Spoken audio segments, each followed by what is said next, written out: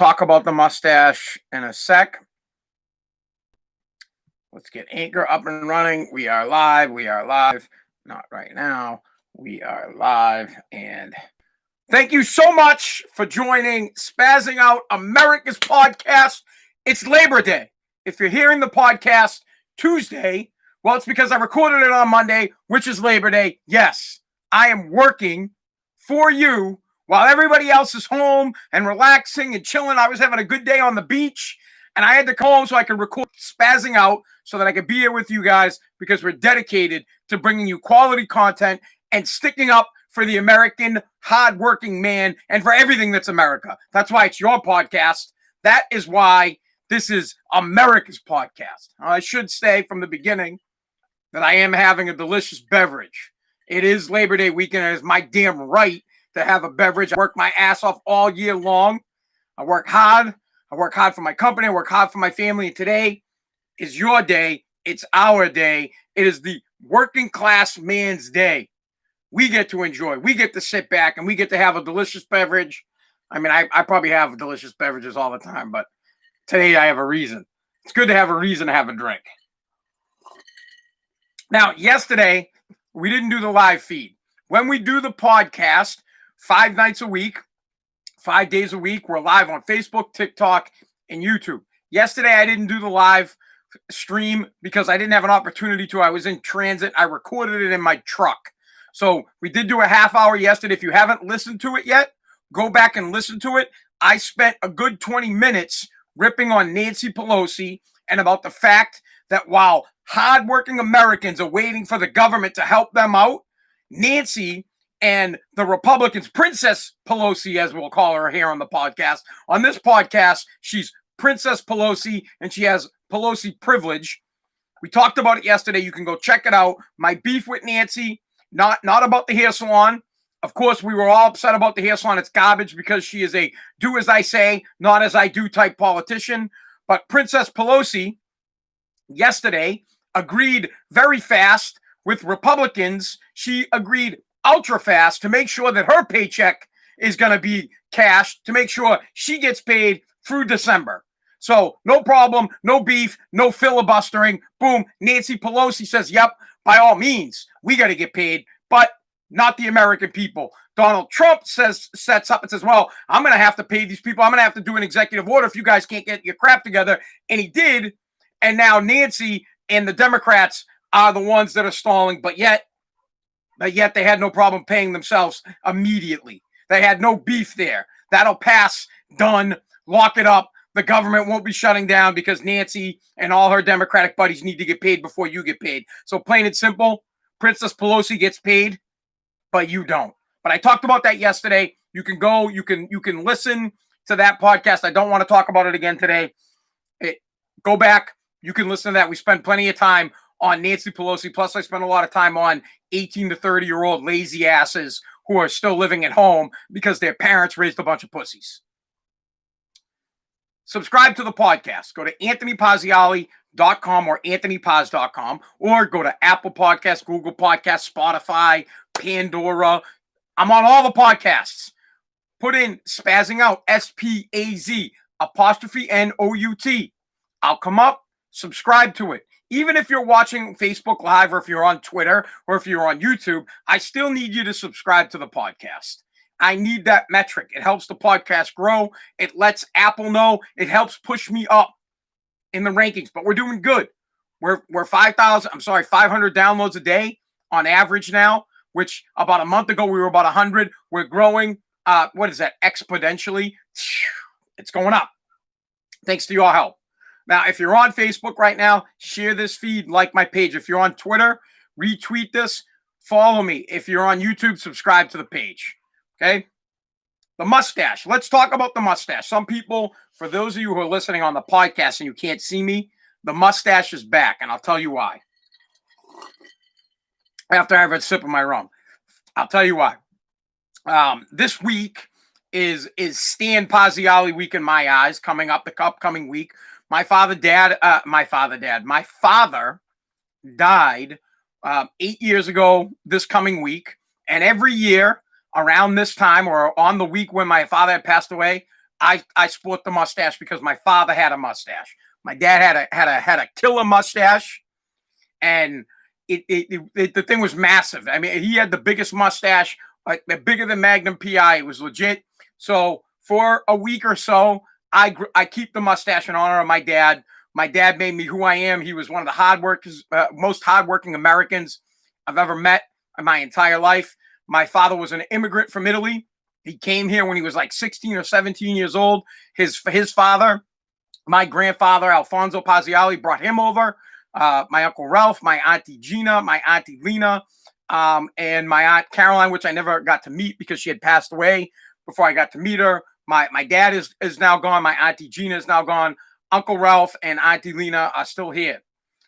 When they came to America, they assimilated immediately. You would never, ever, ever, ever be able to tell that my father was from another country. He spoke perfect English with no accent. He assimilated, and he got right to work, and he worked his ass off. They all lived in Somerville, and he worked so damn hard that he was able to move his ass into Woburn and get himself a single family home so he could raise his 5 boys, so that his 5 boys could be hardworking, good Americans and better themselves.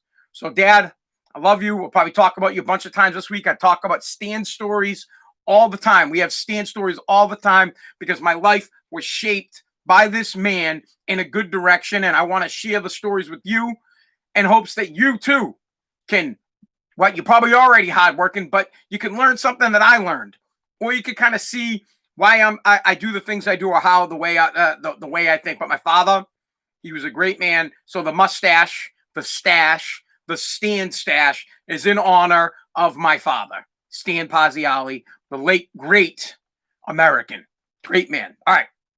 Now you know why I have the mustache. I'll be sporting it for a little bit, okay? Let's hit the booze. You know, funny thing, my dad never drank. My dad didn't drink. My dad a little wine once in a while, maybe, but he hardly ever drank, ever. I seen him, honestly, you know what? Someone who's listening right now, Bernie Shedlow is on here right now. The only time I ever had a beer with my father or a drink with my father is when Carol Shedlow passed away. This is Bernie's mom. My dad, I'm at the wake, or I was at the wake, and I said to my father, I was like, hey, you know, I'm gonna take off. And my dad just listened to me, goes, you want to get a drink? And I was floored. I was like, whoa, this dude never wants to get a drink. This guy never drinks. And you know, that's how much Carol Shedlow meant to my father, is that he needed to sit back and reminisce. I'll never forget it. Literally, when Carol had passed away, I remember driving there. I got pulled over. I had because I had my tail light was out, and I remember bitching to my dad about it. And I was bouncing. And I was like, "Hey, Dad, I'm gonna take off." And he was like, "Hey, we went to the dock side in Malden." He was like, "You want to go? You want to go get a beer?" And I was like, "What? What do you mean?" Of course, I said, "Yeah," because I never drank with the man ever. I was like 30-something years old. So we went and had a beer, and that's, I don't even know how we got on that story, probably because I saw Bernie was watching, but my father never really drank. My father smoked, you know, but I don't know how much he smoked as he got older.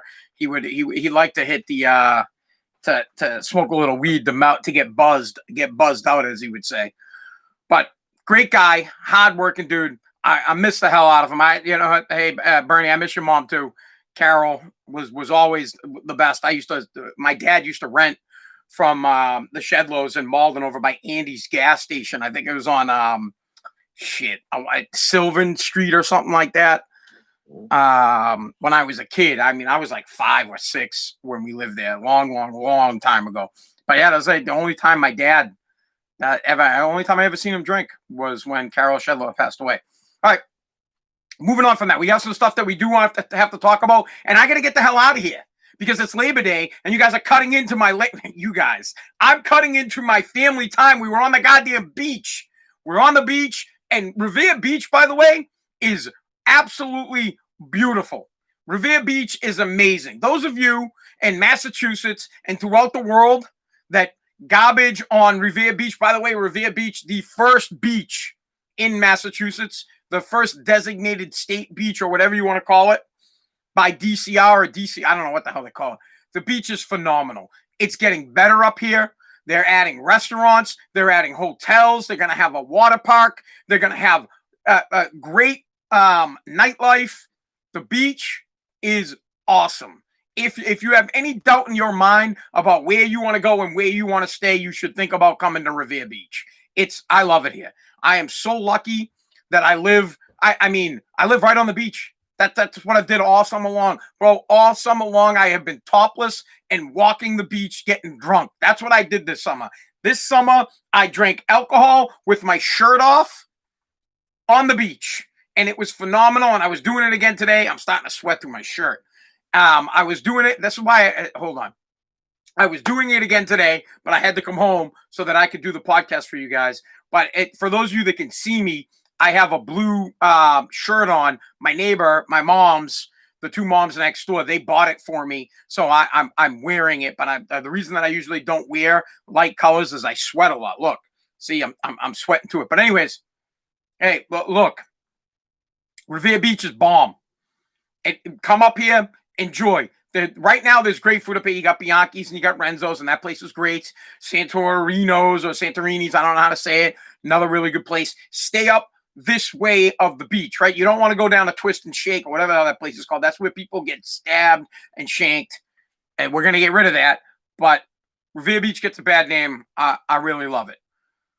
And what a great time to spend the last beach day of the summer on the beach. But wait, I live on the beach. I don't have to go to the beach, bro. I live here.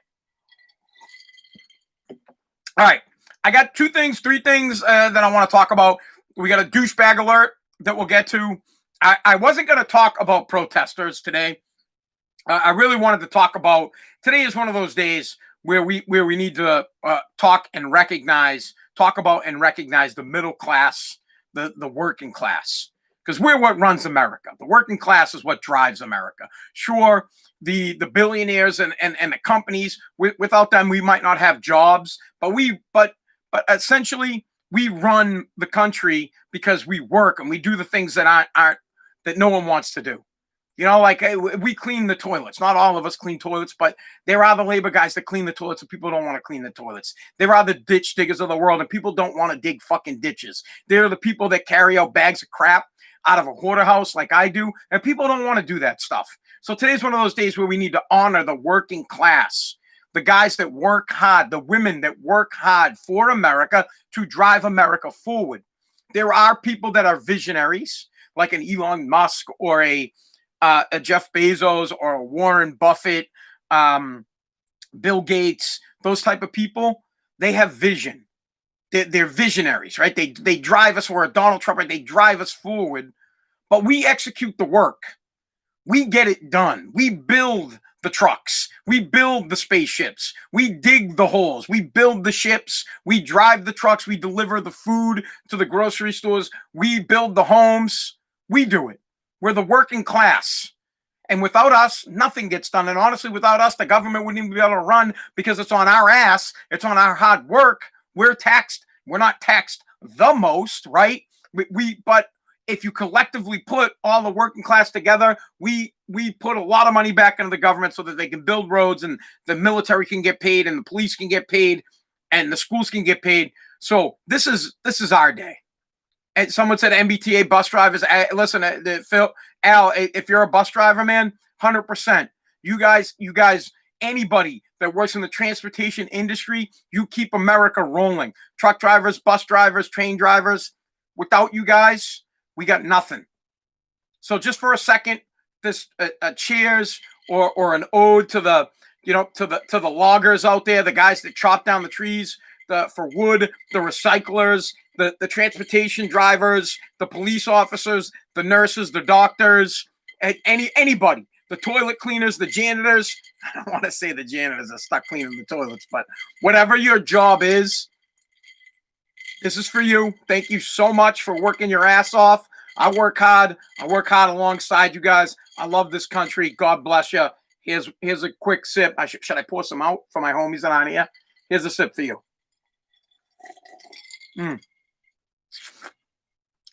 Shit, I forgot to thank the people who make alcohol. I should be praising them. And all the people that make the ice people that make the ice, thank you for making ice. The alcohol people that make my booze, Thank you so much. Because as the podcast grows, I'm going to get into making booze. I'm going to make my own rum.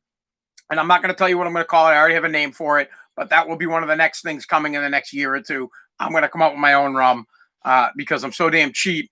I don't want to buy it anymore. I just want to make it there. All right. Let's get into a douchebag alert so that we can get the hell out of here. All right. Let's do it. We have a douchebag alert. Douchebag in the news. What is a DB alert? A DB alert is when there is someone or someone's people in the news that have done something so stupid. There's nothing else you could say but call them a douchebag. And on America's podcast, we call out douchebags for doing douchebaggery things and for being douches. In California, first off, you're a douchebag if you have a reveal party. Let me start there. Reveal party, you're a douchebag. Whoever created the reveal party is a douchebag. It is another reason to pick the working man's pocket. Another reason to spend money where money doesn't need to be spent. Another reason to show up, waste a ton of money, and aggravate the hell out of a dad that doesn't want to have a daughter, that wants to have a son, and you see a pink plume go in the air, and dad's like, fuck, a daughter. And then your face has got to go from like pissed off because people are taking cameras to a smile like, oh yeah, hell yeah, I'm fucking pumped. I'm going to have a daughter. It's great. Now, I love my daughter. I love her to death. She means the world to me. I don't love anybody more in this world besides myself than my daughter. She is everything to me. But she comes with a whole line of problems that my son doesn't come with that I didn't want to deal with. She comes with tons of problems. And I blame the reveal party because I had one and they're garbage and they're a waste of money. Why am I talking about reveal parties? Douchebags, and this is the DB alert, douchebags in California on Saturday had a reveal party with pyrotechnics. Probably not a good idea to light anything on fire in California with temperatures well over 100, with wildfires happening. Probably not the greatest idea, but I get it. The guy's wife is like, oh, they're going to have a reveal party. Everybody's having one, and we're going to have one too. We got to see the plume of whether it's a boy or a girl. It's so important. It's not that important. You're not even going to fucking remember it. It's going to be long gone. It's not the greatest thing. Now, mine was great. My Kaylee's best friend, Natalie, she did a damn good job. Nat, if you're listening, and I know that you do, thank you. I really do. Honestly, I appreciate it. It was a fantastic day, and you did a great job, and we love you very much. But I can't lie on the program. I can't BS and lie that it's just another garbage day. It's just another BS thing to spend money. It's garbage. It's ridiculous that now we have the baby's not even here. We have reveal parties. Then when the baby's about to be here, we have a shower. And then when the baby is born, we have fucking baptisms and christenings. And more money is spent on shit. And what is the working class guy supposed to do? He has to pay for it. The working class man needs Leanne as well. Leanne, thank you, Leanne and your hubby. Listen, you guys were great. I mean it. I listen, it was a good time. I'll never forget how panicked I got when my son Nariam was like running towards the pool and I was a little bit like, oh, Dojo. It was a great time. But there's no BSing that I was ready to have a boy. And we cut into like this cake and I thought that it was blue, dude. I was like, yeah. And they were like, no, that ain't the thing yet. I'm like, oh, great. Then we get to like something else. And then there's a photo of me of utter disappointment when I found out that it was going to be a girl. The look on my face was like, and then I like cranked up the smile. I was like, yeah, woo. Now, but I love my daughter, and I wasn't disappointed to have a daughter. I was just disappointed with the scenario of the direction in which life goes when you have a daughter and the things that you have to worry about. You don't want your daughter. Poor Kaylee's watching right now. You don't want your daughter to marry me. But listen, I'm a good guy. I'm a hard-working dude, but I don't got bank. You want your daughter to marry a millionaire. You want a Kennedy. When the Kennedy comes rolling through, you're like, yes, you can marry my daughter. A Bush shows up, absolutely. Bill Gates' son, if he had one, yes. Steve Jobs' son, if he had one, absolutely. But Jeff Bezos, like, oh yeah. Elon Musk, oh please come in. Anthony Pazziali shows up, and you go, you fucking piece of shit. Kaylee's telling me to shut up. She's upset with me. I'm a good guy. And I love my wife. And honey, you know I love you. So please, I'll be quiet on it. But the point really is, you want the best for your daughters, but your sons, you let off the hook. Your sons are different because you're hoping that they're going to make a man of themselves. But anyways, we're going on a tangent that I don't want to boys rule, girls drool 100%. We're going on a tangent in a direction that we don't want to, that I'm not trying to go in, okay? This isn't about reveal parties. It's about, what it's really about is that you're having a reveal party, which, again, is just a major ass waste of money for ridiculous reasons. But you're in California and you feel the need to have pyrotechnics at your reveal party, and this is why you're a douchebag. It's 100+ degrees out there. Wildfires are decimating millions of acres, or not millions, thousands of acres. And you're putting firefighters' lives at danger and families at danger. And I'm sure it's like a barbecue down there. You can smell the animals for miles. Probably some good eating for those homeless people. Can walk down from Seattle and get a little bite. But what you did, this is what these people did. They set a wildfire. So they shoot off there, and I don't even know if it was a boy or a girl. Nobody knows. They shoot off a pyrotechnics to determine whether it was a boy or a girl, to let everybody know. And what they did was they started a fire that has now burned 7,000+ acres of land in 2 days, and they only have 5%. 5% of the fire is contained. All because you had to have a reveal party. Oh, because you feel like you're so special that everybody wants to know whether you're having a boy. But I don't care if you're having a boy or a girl. I don't give a shit. And I sure as hell don't want to show up with a gift, a gender-neutral gift for your stupid-ass reveal party for your damn kid at all. Please, don't invite me to reveal parties. Don't invite me to fucking showers. None of this shit. And now, another reason not to have them. You've now started a major ass wildfire. I hope nobody dies. I hope no one dies. I hope you feel like a boob. I hope the husband didn't want to have it, and he goes, I hope the husband's like, I told you so. I told you we shouldn't have had it. This is garbage. I hope the husband is like, told you so. Told you so. So here's the next part, is California is now deciding whether or not this is criminal or whether they should get in trouble. These people should 100% get in trouble. Absolutely. And if a firefighter dies or someone dies because of the fire, you should fucking jail time, bro. You go to jail. All because what? You need to see the blue fucking plume of smoke. Where if you had a boy, you needed to see the pink. It's so important. I don't know if I'm more upset about the fire or if I'm more upset about reveal parties. I really don't. I'm pissed.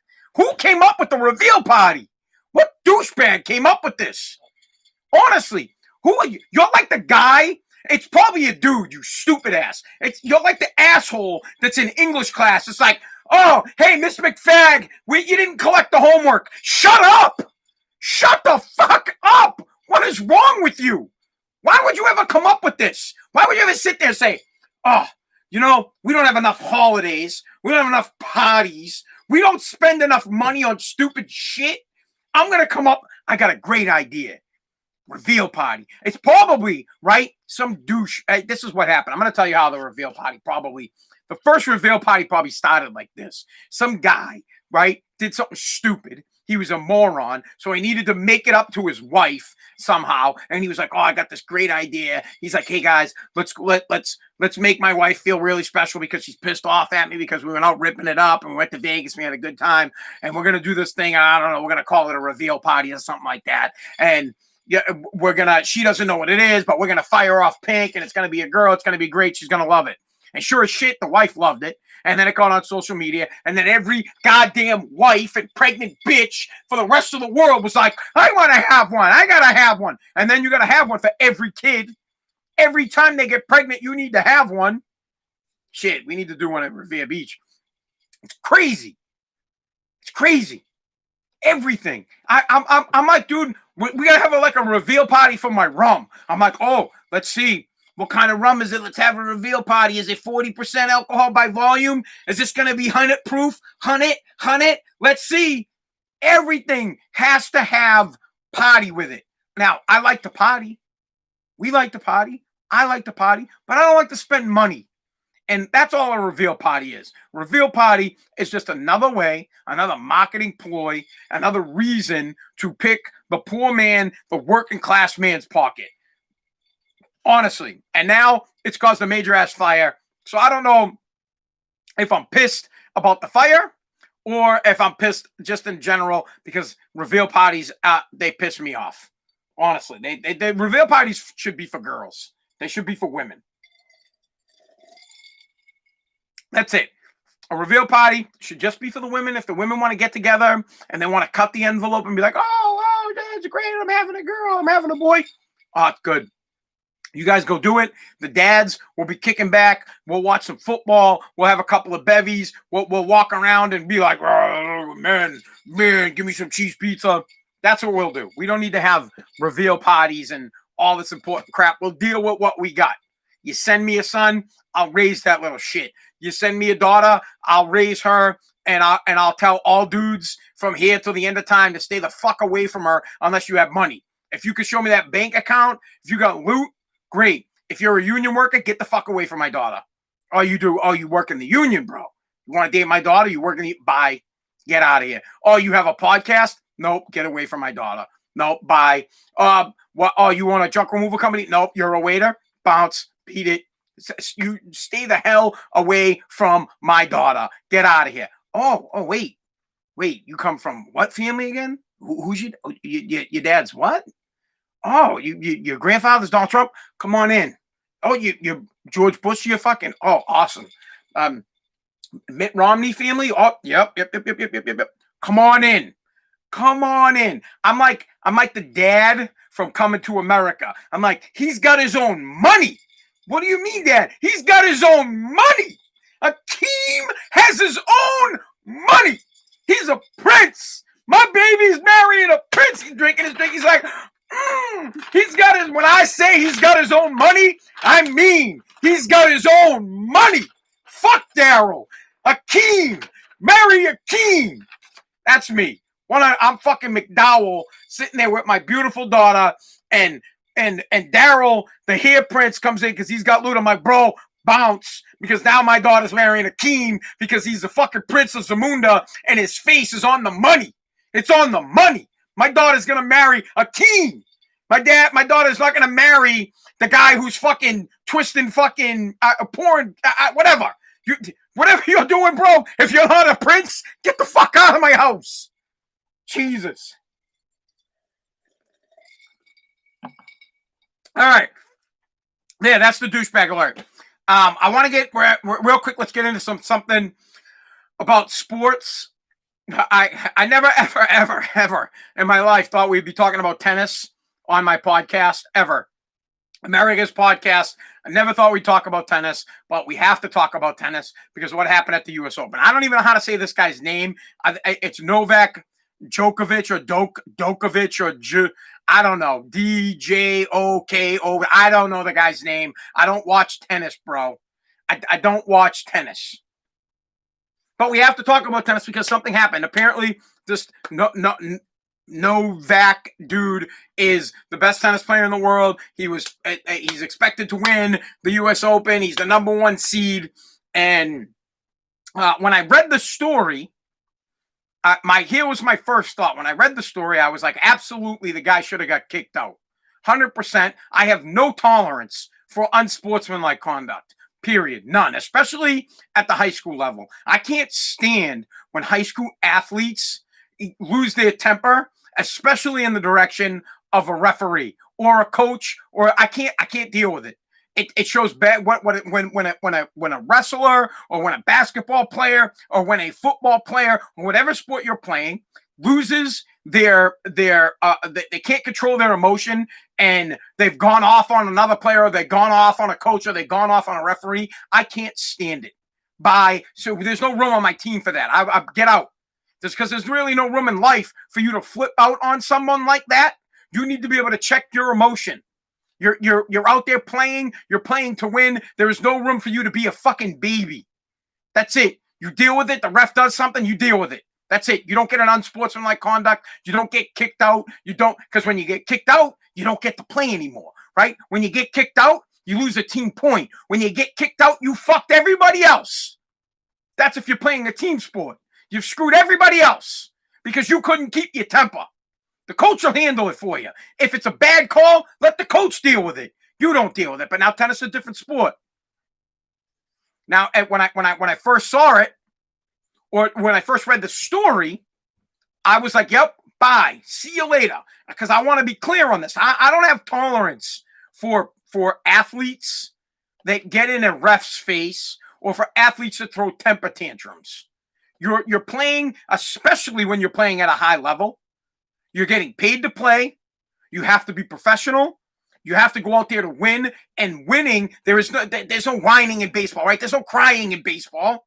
There's no bitching. I hate baseball. But there's just none of that. You win. Go out and win. If you did something and the ref didn't see it, or if the ref didn't see something and you got busted, tough crap. You got to go out and play. You have to play to win. I can't stand it. It drives me nuts when athletes lose or when something happens and there's a penalty on the field and they talk shit to a ref. If you were on my team, if I were your coach and you said anything to a ref, I'd fucking bounce you. Immediately you would be off my team. Gone. You'd be done. I honestly, I'd end the match right in the middle of it. I'd say, yep, match is over. You're out of here. There's no room for that. That's the coach will handle it.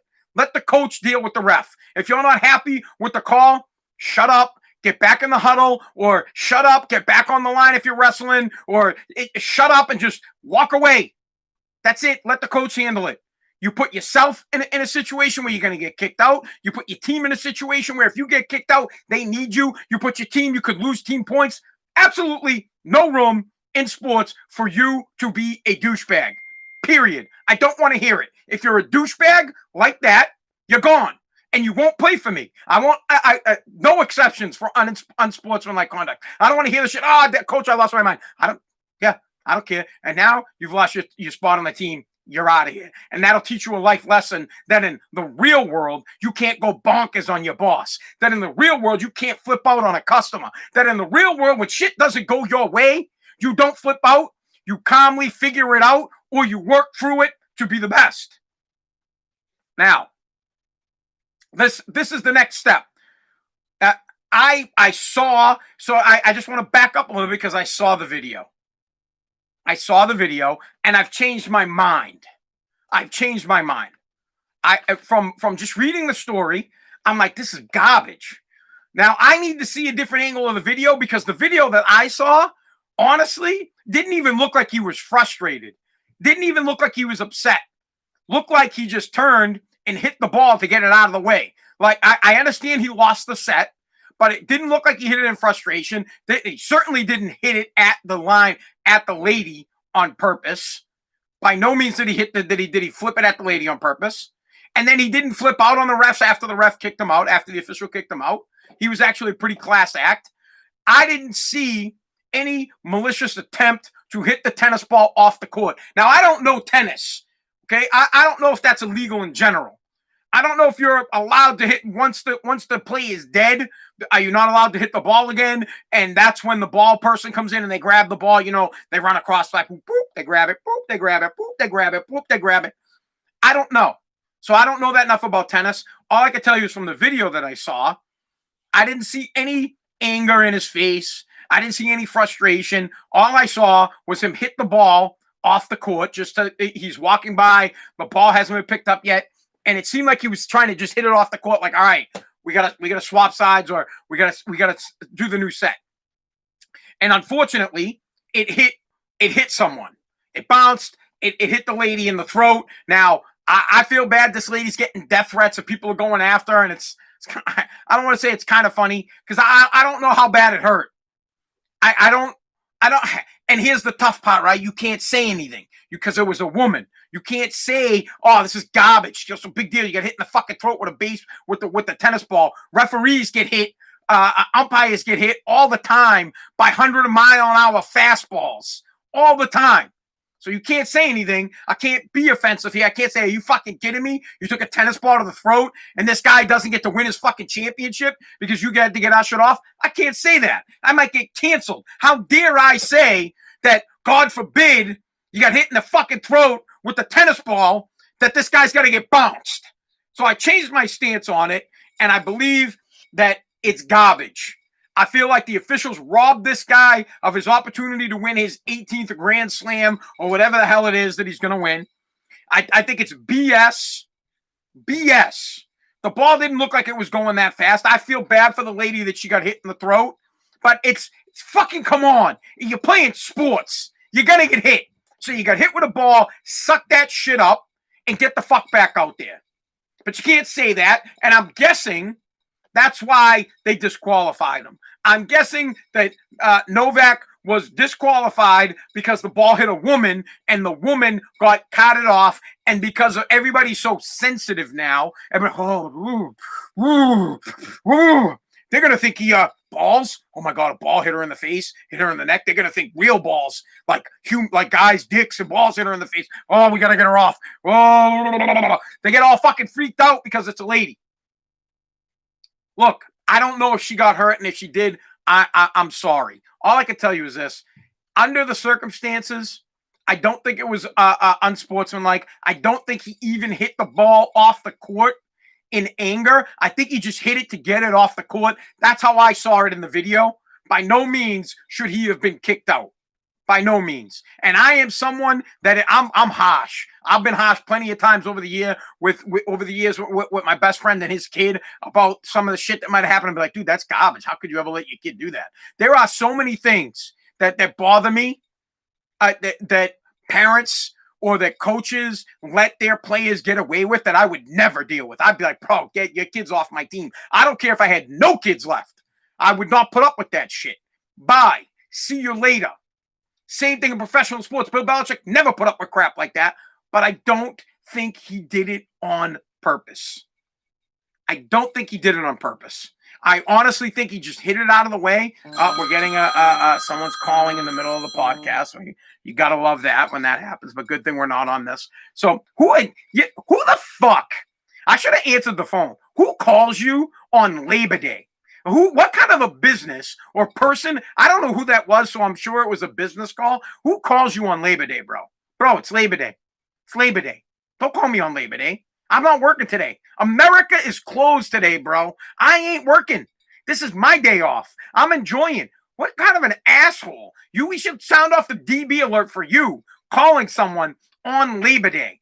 Bro, it's 4:30 on Labor Day, and you're calling me? What? What, bro? You got some work you need me to do? Call me tomorrow, bro. I'm American. I'm like every other American on the planet. I'm enjoying a delicious beverage, doing my podcast, and ain't no way in hell I'll pick it up so that I can do work or to care about work right now. I'll care about work tomorrow.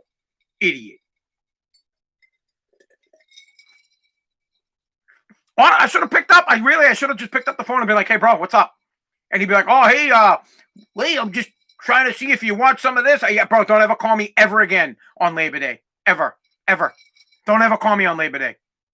Don't. You shouldn't be calling me anyways because I don't want any, but don't call me on the very holiday, our holiday, America's holiday, the working class man's holiday. Don't call me.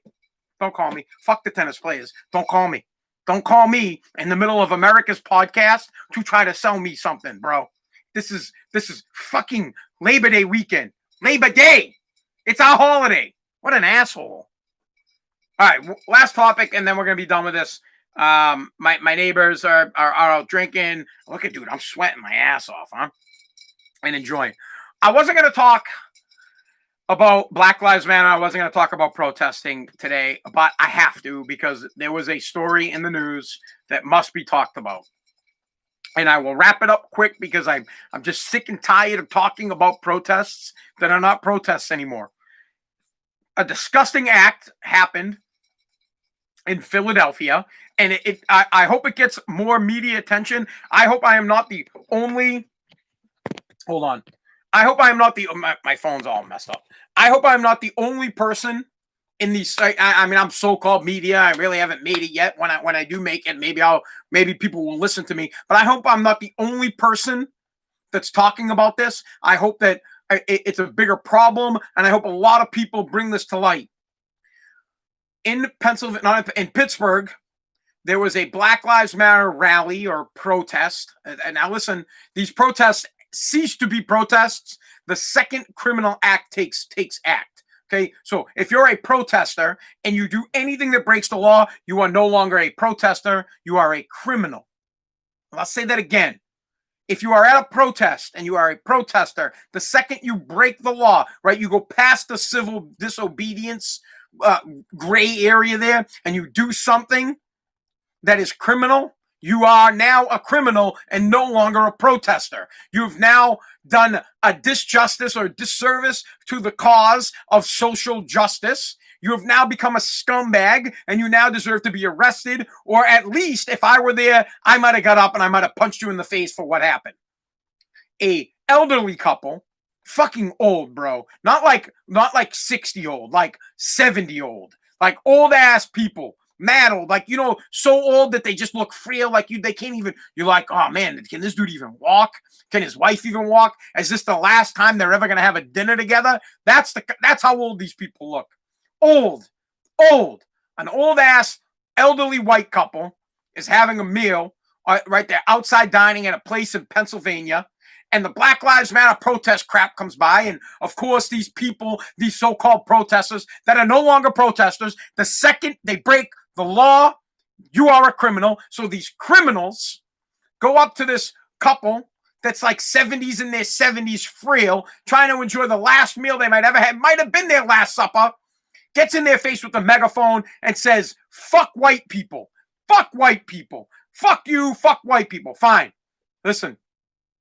You want to be a douche and you want to use your words and you want to yell at an old couple? Fine, you scumbag. Real tough. But then they take it a step further. They grab their alcoholic beverages, probably the last beer this dude's ever going to have. They take his beer. They drink his beer. They drink his wife's beer. They rattle him. Not like, yeah, I mean, they're probably scared of shit. You got like 20 people in your face yelling at you, and then they grab your beer off of your table. They drink it and they smash the glass. They smash the glass. Real tough. Real tough. I didn't want to talk about it, but I have to talk about it. Bro, right here. I live on Revere Beach. Bring that shit to fucking Renzo's, bro. Please. I'm begging you. Bring it to Renzo's. I want you to bring your fucking criminal protest to Renzo's while I'm out there having a drink, and I want you to come up to me and say to my face, fuck white people. Please, I'm begging you. Bro, I'll finish my slice of cheese pizza and I will fucking smash your head with the pan. I would love you to come and grab my beverage off of my table and smash it. I'm dying for it, bro. I'm a 40-year-old pepped up fucking motherfucker riding Peloton every single day, bro. I'm ready. I'm telling you, I'm ready for you. You criminals. You're not protesters. You are not for social justice. If you were for social justice, you wouldn't be up in an elderly person's face, in an old person's face, telling them, fuck white people. Please, come to me. And I don't want to see the country divided anymore. I don't. I back that up. I don't want to see division in this country. I want us to be together. All of us, solid, one people, one nation, united in America, right here, all of us together. Whites, blacks, Asians, all of us.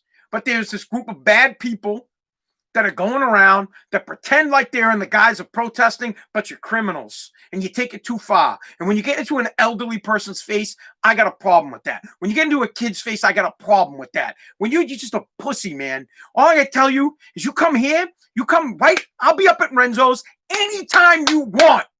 Anytime I'm having a drink, come to me. Say it to me.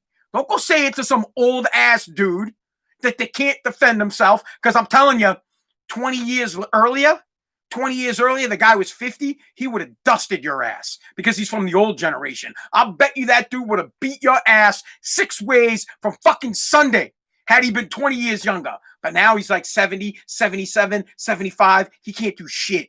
He's got a bunch of people in his face. He's with this girl, probably his wife. He's with his sweetheart.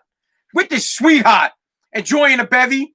And you walk up and you tell him white people suck. Right? Fine. You say what you want to say, bro.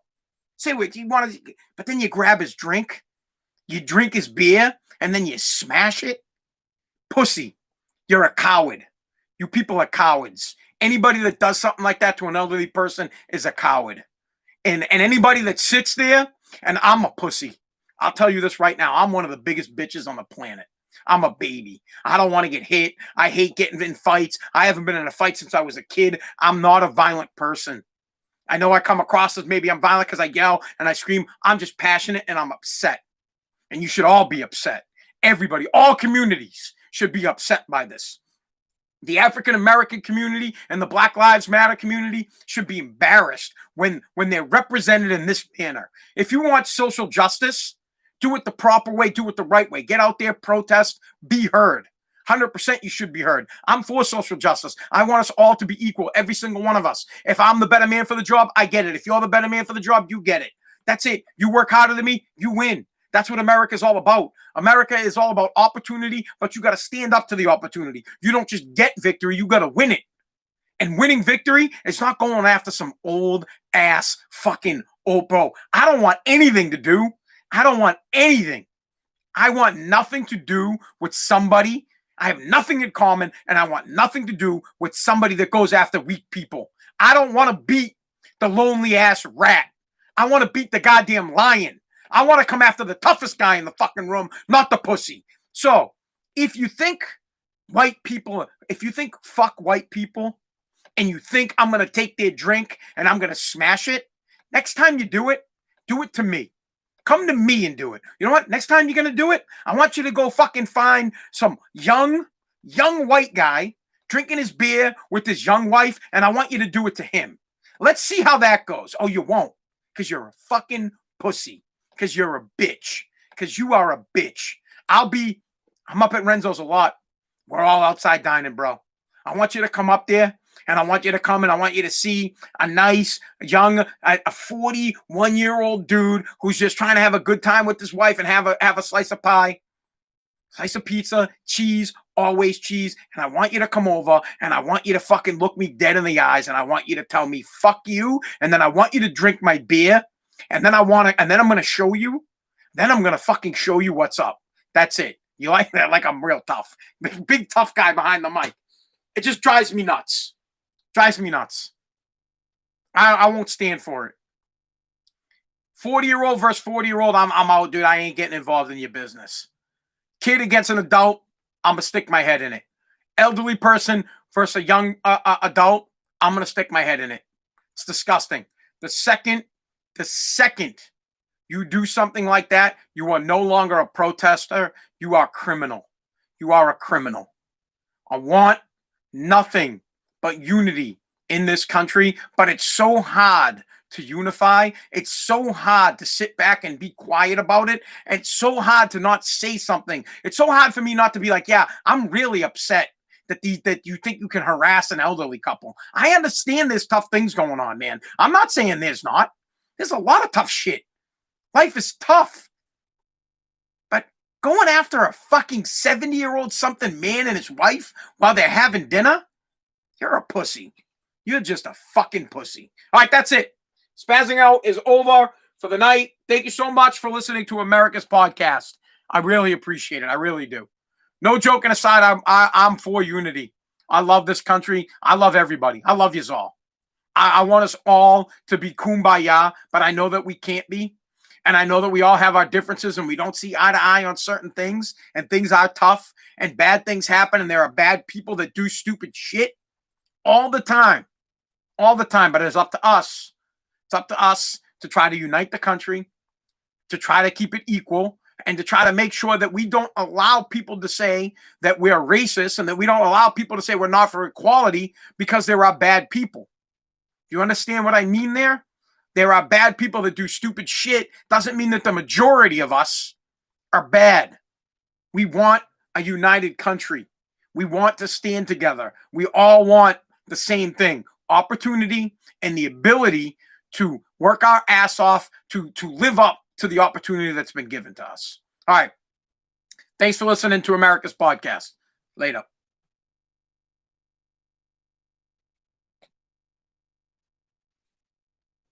Oh, that ain't touchscreen. All right, guys. Peace out. Shedlo. Later.